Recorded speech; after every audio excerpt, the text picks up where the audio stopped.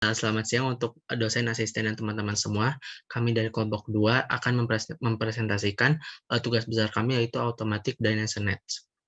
Nah, kelompok kami di sini beranggotakan Fernando Novario, Valen Hartono, Aditya Mulya Nugraha, Erik Pringga Adinegara, Muhammad Sabil Hakim Nurdin, Nafis Muhammad Alvin, Brandon, Kendrick Adli, dan Ahmad Hazik Al-Musharif. Nah, dimulai dari permasalahan kami sendiri, yaitu kasus pencemaran air sudah menjadi hal yang perlu diperhatikan, walau sudah dianggap lumrah dalam kehidupan sehari-hari.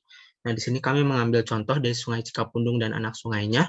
Pencemaran sungai oleh polutan-polutan padat berukuran besar sudah mulai menutupi sungai. Lanjut. Oke, bisa dilihat di sini angka pencemaran sungainya tuh di bulan kering dan bulan basah itu sangat berat. Nah, lalu hal ini bisa disebabkan oleh faktor pabrik kina, perlakuan manusia, atau pabrik tekstil yang ada di sekitar Cikapundung. Oke, next. Selanjutnya ada kriteria rancangan kami. Kriteria rancangan kami ada 4, yaitu yang pertama murah, yang kedua mudah dibuat. Hal ini bertujuan agar rancangan kami dapat diproduksi dan diterapkan secara massal. Yang ketiga, dapat diterapkan di banyak aliran sungai. Yang keempat, dapat menyaring sampah makro di sungai secara efektif. Oke, jadi dari permasalahan tersebut, solusinya apa? Boleh di next. Jadi solusi yang akan kita terapkan adalah drainage nets.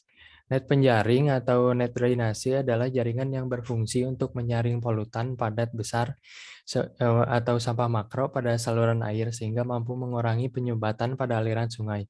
Alasan kami memilih solusi ini ialah nets ini lebih murah, dapat diterapkan di banyak tempat, apalagi dengan sentuhan teknologi membuatnya lebih inovatif. Boleh di next. Berikut adalah inovasi yang akan kami lakukan. Jadi pertama-tama kita akan membangun dinding dan pipa ekstensi yang memfokuskan pengumpulan sampah. Selanjutnya kita akan menambahkan sensor yang mendeteksi kapan jaring sampah sudah terpenuhi. Dan selanjutnya ada self-release dan closing mechanism. Boleh di next. Oke, berikutnya kita akan masuk ke bagian spesifikasi desain dari Automatic Drainage Nets. Bisa di next. Oke, jadi yang pertama adalah spesifikasi dari struktur dinding. Nah, jadi di struktur dinding ini akan dibuat 3 lubang yang memiliki diameter sesuai dengan ekstensi pipa, yaitu sebesar 90 cm. Lalu struktur dinding ini akan memiliki panjang sebesar 3,7 meter, dengan tinggi sebesar 1,5 meter, lebar sebesar 0,5 meter, dan panjang dari masing-masing ekstensi pipanya adalah 0,5 meter. Untuk bahannya, kami akan menggunakan bahan dari beton. Bisa di next. Oke, selanjutnya untuk analisis tekanan. Nah, sebelum memilih spesifikasi beton, kita harus menghitung kuat tekan beton terlebih dahulu. Nah, jadi kuat tekan itu mengidentifikasikan mutu dari sebuah struktur. Semakin tinggi kekuatan struktur yang diterima, semakin tinggi juga mutu beton yang dihasilkan. Kekuatan tekan beton didapatkan dengan membagi beban maksimum yang dapat diterima oleh benda uji selama pengujian dengan luas penampang yang lintang yang menerima beban. Kekuatan tekan beton dinotasikan sebagai berikut. F aksen C sama dengan F per A, dengan F aksen C itu kekuatan tekan beton dengan sebesar megapascal, F sama dengan beban maksimum dengan besar N, A merupakan luas penampang benda uji dengan milimeter kuadrat. Jadi untuk analisisnya, kami menggunakan japaran gravitasi 9,807 dan debit maksimum Sungai Cikapundung berdasarkan referensi yaitu 57,1. Jadi kami mau menghitung berapa sih kuat tekan beton minimum yang harus digunakan. Jadi pertama itu kami mencari areanya dengan rumus W kali H dan kemudian mencari kecepatannya dengan rumus Q per A. Lanjut. Terus untuk gaya hidrostatis kami menggunakan rumus FH sama dengan setengah rho GWH kuadrat. Jadi ntar didapat FH-nya itu 40.821,6375. Terus didapatkan F aksen C-nya 0,00736 MPa. Terus untuk gaya hidrodinamis kami menggunakan rumus FD sama dengan setengah rho CDWH V kuadrat. Nanti didapat FD-nya itu 587.461,2613 Newton. Terus ntar F aksen C-nya itu 0,106 MPa. Jadi kuat tekan beton minimum adalah 0,106 MPa.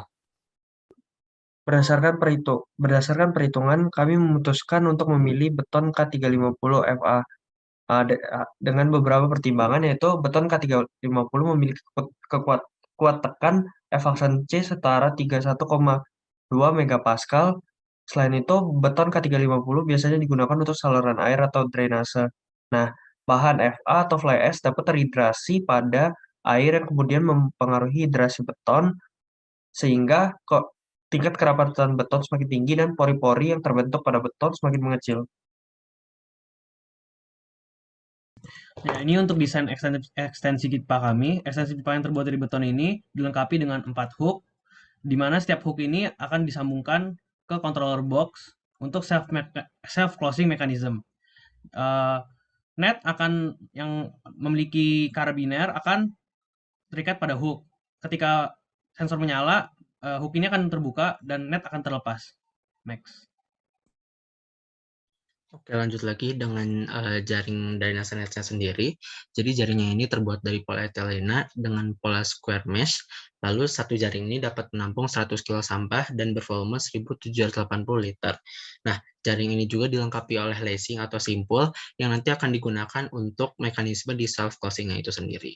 Oke, next. Kemudian ada controller box. Controller box ini berfungsi sebagai otak dari self-closing mechanism kami. Nah, jadi pada controller box ini terdapat sebuah sensor water level sensor Arduino, dan di dalam box kedap airnya terdapat Arduino dan sebuah baterai yang mendayainya. Nah, ketika sensor Arduino ini mendeteksi bahwa air luapannya sudah mengenai sensornya, maka dia akan men-trigger self-closing mechanism yang membuka hook pada ekstensi pipa sehingga jaring bisa terlepas. Nah, seperti yang kita lihat, ini adalah tampak depannya. Ini adalah controller box, ini adalah ekstensi pipa, dan ini adalah struktur dinding. Nah, kemudian next, ini adalah tampak atasnya, dan ini adalah tampak sampingnya. Dan juga bisa kita lihat di sini, ini adalah sebuah simpul ya, untuk mengencangkan ketika jaring sudah terlepas. Ini adalah hook-hook pengunci yang akan terbuka ketika self-closing mechanism terpicu, dan ini adalah karabiner. Karabiner ini berfungsi sebagai penyambung antara jaring ke hook-nya.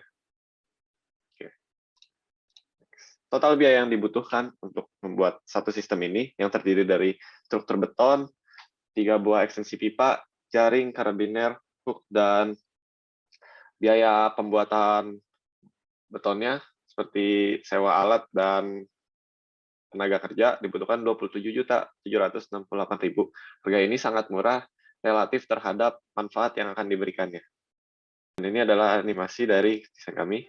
Sampah di aliran sungai sudah menjadi problem yang awam di seluruh dunia. Kantong dan botol plastik, styrofoam, dan berbagai macam limbah padat lainnya seringkali menutupi permukaan air sungai. Untuk mengatasi ini, kami menawarkan sebuah solusi yang simpel, yaitu drainage nets. Pada intinya, drainage nets berfungsi untuk menyaring polutan padat makro dari aliran sungai menggunakan sebuah jaring.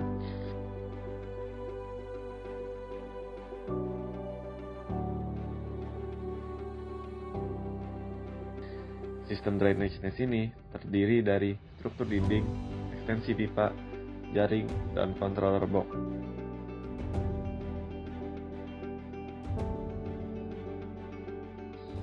Controller box ini berisi sebuah sensor yang mendeteksi ketika air meluap sehingga self-closing mechanism dapat dipicu.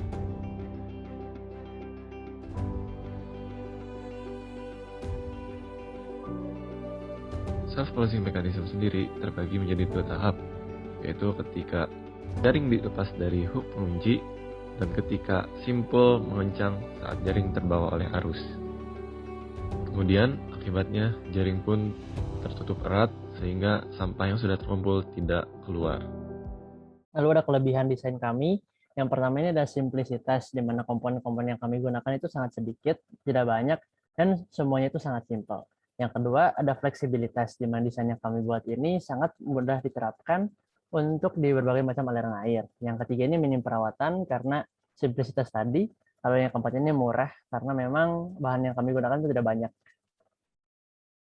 Selanjutnya ada kekurangan dari desain kami. Desain ini baru diperuntukkan untuk aliran air atau drainase yang kecil.